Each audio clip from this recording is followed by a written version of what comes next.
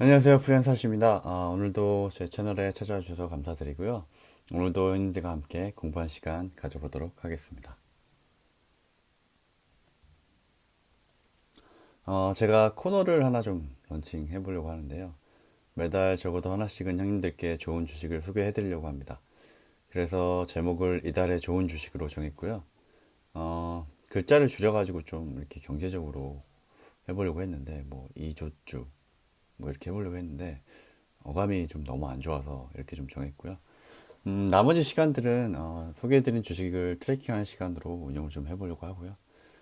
이번 달 주식은 보시는 대로 인바디입니다. 그래서 오늘은 인바디에 대해서 함께 공부하는 시간 가져보도록 하겠습니다.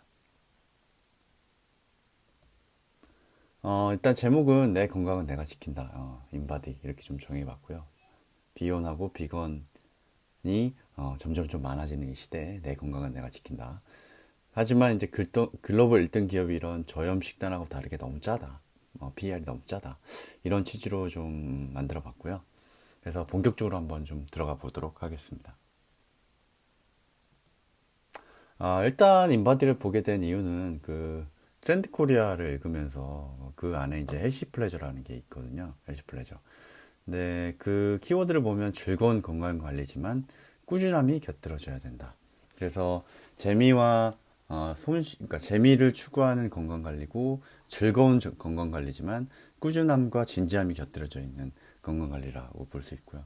그래서 재밌게 그리고 꾸준히 유지될 수 있는 것들이 중요한 키워드고 하지만 진지한 내용도 있고요. 왜냐하면 건강을 관리해야 되는 이유가 분명히 현대인들한테는 철저하게 지켜야 되는 이유이기 때문에 그 부분은 뒷부분에서 좀 자세히 설명을 드리고요. 그래서 헬시 플레저가 뭐 단순히 MZ세대를 겨냥한 트렌드는 아니지만 특히 MZ세대 입장에서는 재미 측면에서 피드백이 있고 IT가 접목되어 있는 인바디 그리고 건강관리를 체계적으로 할 수 있는 인바디가 좋은 상품이 되지 않을까라는 생각이 좀 들어서 공부를 해보게 됐고요. 인바디 체중계와 연계되어 있는 어플 구성을 보시면 일단은 인바디로 측정을 하게 되면 인바디 점수가 이렇게 나오고 점수가 나오게 되고 체성분 균형에 따라 내 몸의 유형을 좀 알려주게 되고요. MBTI처럼 내 몸에 대한 유형을 정확하게 좀 알려주고 그 다음에 이 점수는 다른 인바디 체중계 사용자와 비교해서 위치가 어느 정도인지 상위 몇 프로인지 알려주는 부분이 있습니다. 그래서 정확하게 스테이터스에 대해서 알려주는 부분이 있고요. 그 다음에 본인이 원하는 체중 그리고 골격근량 이런 것들에 대한 목표를 세울 수 있는 부분이 있고 다이어트 기간 제가 방금 말씀드린 구체적인 목표에 대해서 세울 수 있는 부분이 있습니다. 그래서 그 이후에는 다이어트 식품까지 이렇게 좀 구성이 되어 있기 때문에 식품 같은 경우에는 성분과 가격을 검증한 후에 럼바디 마켓에서 소비자한테 소개해주는 형태로 구성이 되어 있기 때문에 현상과 목표와 그 다음에 식품까지 어플이 일관된 흐름으로 잘 구성되어 있는 것을 저희가 좀 볼 수 있습니다. 제가 처음에 말씀드린 트렌드 코리아 2022에서 헬시 플레저라는 트렌드로 지금 말씀을 드리고 있는데 사실 헬시 플레저에는 재미적인 요소 외에도 중요한 의미가 숨어 있는데 이게 바로 1인 가구의 증가에 대한 부분입니다. 건강에 대한 관심은 기본적으로 고령화와 평균 수명 상승 그리고 일상의 즐거움을 노후까지 가져가기 위한 필수 조건인 건강에 대한 부분이 기저로 깔려 있지만 이번 헬시 플레저에서 주목하는 부분은 1인 가구의 증가입니다. 1인 가구는 전 세계적인 현상이라고 볼 수 있는데 우리나라 같은 경우에는 수도권 집중화가 굉장히 심하고 경쟁이 치열하기 때문에 여성들의 비혼, 그러니까 젊은 남성 여성들의 비혼 비중이 굉장히 빠르게 올라가고 그리고 높은 수준으로 유지가 되고 있다라고 좀 할 수 있는데 이 현상이 결과적으로 어떤 결과를 낳느냐 보면 이 1인 가구의 증가는 각자 도생을 의미하기 때문에 개인적인 건강 관리를 철저히 해야 될 이유를 제공을 해주는 겁니다. 왜냐하면 이게 내가 내 건강을 안 챙기면 돌봐줄 사람이 없기 때문에 1인 가구의 증가는 필연적으로 개인 건강 관리를 철저히 해야 된다는 그런 니즈를 그 다음에 생각을 좀 강화해주는 현상이라고 좀 보여지고요.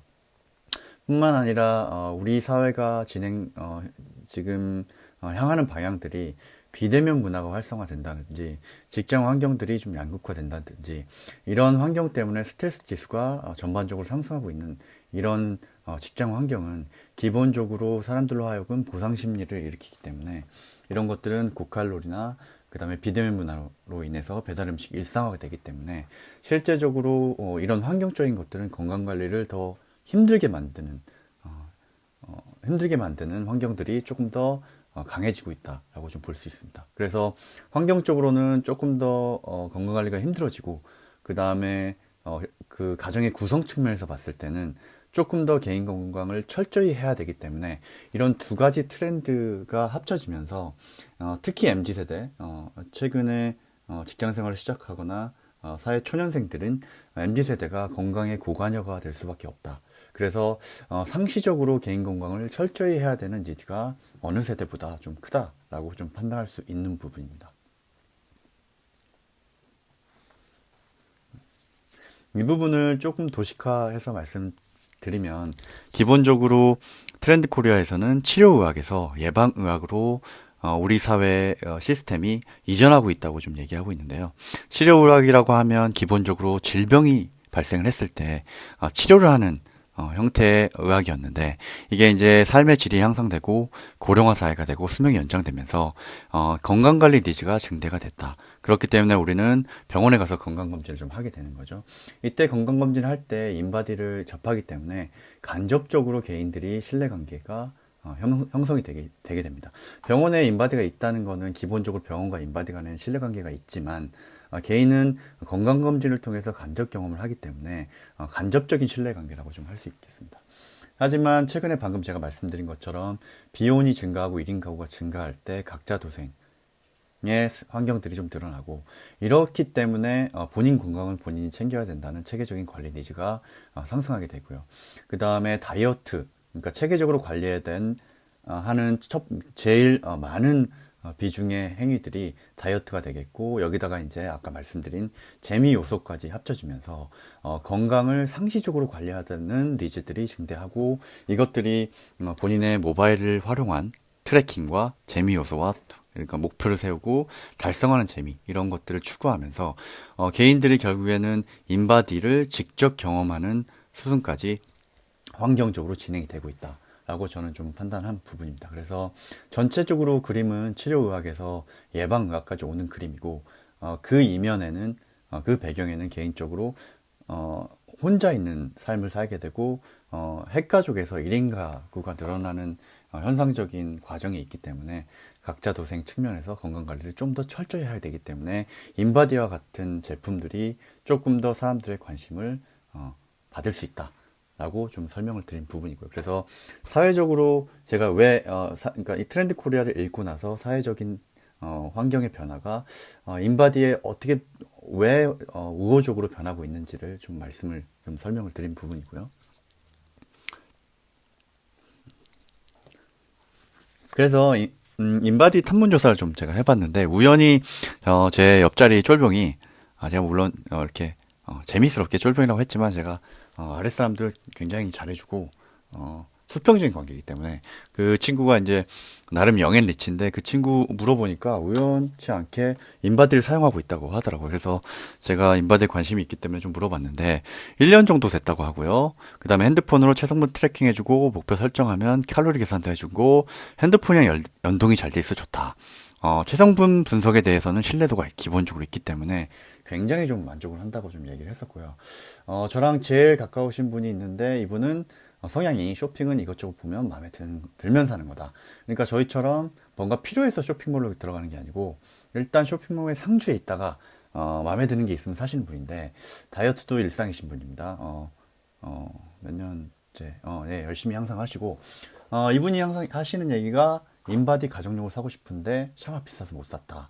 라고 좀 말씀을 하시기 때문에 여성분들도 이제는 인바디 가정용에 대해서 정말 불가능한 구매 행위다라고 보지 않는 것 같아요. 그래서 조만간 제가 이제 이거를 직접 집에서 좀 볼 것 같은데 그래서 주변 사람들 탐문 조사를 해보니까 그래도 잘 쓰고 있고 갖고 싶은 제품 중에 하나다라고 좀 이야기를 한 부분이 있어서 제가 좀 이렇게 얘기를 드려보고요. 그래서 이제 홈페이지 들어가서 프로덕트 라인업을 좀 보면 기본적으로 아까 말씀드렸던 뭐 골격근이라든지 이런 체성분 분석기가 메인으로 좀 돼 있고요. 그 다음에 회사에서는 얘기하는 게 일단 치료나 이런 측면에서 체수분, 그러니까 몸 안에 수분을 측정하는 게 굉장히 중요하다라고 얘기하고 있는 부분이 있어서 체수분 측정기가 포트폴리오에 추가가 되어 있고요. 이 부분은 제가 2부에서 좀 자세히 좀 다뤄보도록 하고요. 그 다음에 혈압계, 휴대용도 그렇고 가정용도 그렇고 대형 의료기관용도 이렇게 돼 있고, 가정용은 제가 말씀드렸던 지금 인바디 다이얼과 인바디 다이얼 W 이렇게 돼 있고요. 그 다음에 가정용 혈압계, 그 다음에 인키즈라고 해서 초음파로 이제 머리, 저희 귀여운 아들, 딸들을 머리에 대고 초음파로 쫙 하면은 여기 재주고 어플하고 연동이 되는 인키즈가 있습니다. 그래서 자녀 키를 조금 더 요새는 많이 신경을 써주고 성장판도 봐주고 하기 때문에 이런 제품도 꽤 괜찮은 제품이라 이렇게 좀 판단이 되고요. 기술력과 경쟁력 특허 이 부분에 대해서 좀 얘기를 해볼게요. 이거는 직접 인바디 홈페이지에서 좀 본 부분이고, 그 다음에 미래에셋 증권의 보고서에서 좀 발췌한 부분인데, 첫 번째 인바디 기술력은 부위별 임피던스 직접 측정법입니다.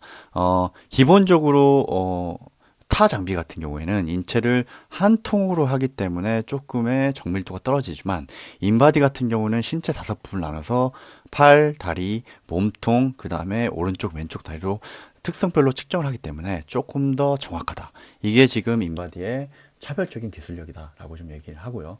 두 번째는 경험 변수를 사용하지 않고 정확한 결과값을 제공하는 고유 기술력이다. 이거는 알고리즘에 따라서 정확도를 올린다고 하는데, 타 장비 같은 경우에는 연령이나 성별로 기본적인 세팅값을 잡기 때문에 경험 변수라고 얘기를 하는데요.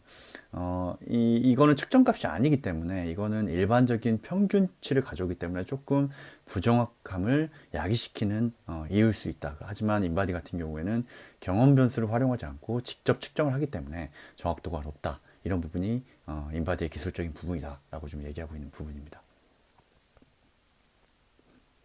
세 번째는 정밀한 측정을 가능히 하건 다 주파수 측정입니다.